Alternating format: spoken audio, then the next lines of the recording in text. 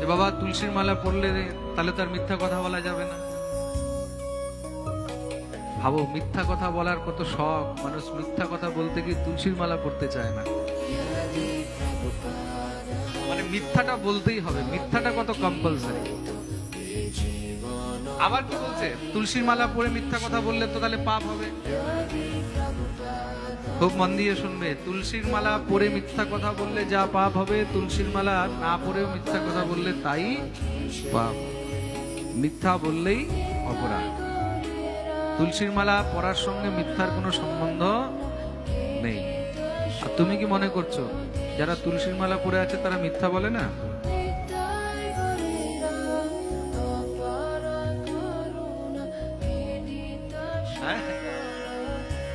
যারা তুলসীর মালা পরে আছে তারা কি ধোয়া তুলসী পাতা? সত্যবাদী হরিশ্চন্দ্র তারা কি মিথ্যা বলে না?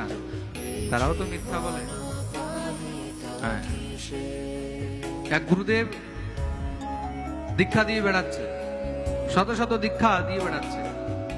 আমি বৈষ্ণব, আমি এই, আমি সেই, আমি এই জানি, সেই জানি, এই করছি, সেই করছি। তা আমার শ্রী গুরুদেব ওইখানে পাঠের মধ্যে এসেছেন। তা আমার শ্রী গুরুদেবের কাছে উনি খুব করে, আমি অমুকের শিষ্য, আমি এই সেই, আমার এত শিষ্য আছে, এই আছে, সেই আছে। তা গুরুদেব ওনাকে কাছে জিজ্ঞাসা করলেন, তোমার মধ্যে তো আমি বৈষ্ণবতাই দেখতে পাচ্ছি না। সব থেকে প্রথম বৈষ্ণবের স্বভাব হবে বিনম্র।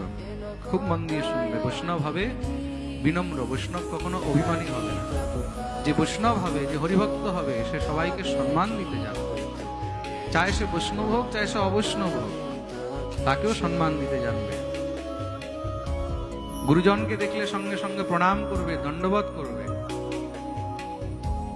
তোমার মধ্যে তো বৈষ্ণবতাই দেখতে পাচ্ছি না। তুমি যে গুরুগিরি করে বেড়াচ্ছ, তুমি নিজে জপ করো, আহ্নিক করো? হ্যাঁ হ্যাঁ আমি করি। তখন গুরুদেব জিজ্ঞাসা করলেন, আচ্ছা তা তুমি যে জপে বসো, জপে বসার সময় যে আসন শুদ্ধি হয়, আসন শুদ্ধি মন্ত্রটা বলো তো। বাস, বলতেই তো মনে হচ্ছে যে একদম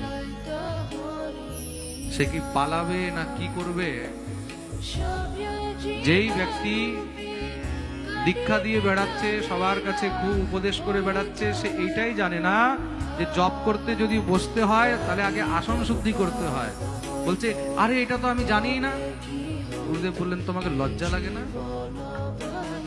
তুমি নিজে কিছু জানো না, পাপিষ্ঠ কোথাকার। তুমি নিজে কিচ্ছু জানো না, কোনো আচরণ নেই, আর তুমি মানুষকে দীক্ষা দিয়ে বেড়াচ্ছ।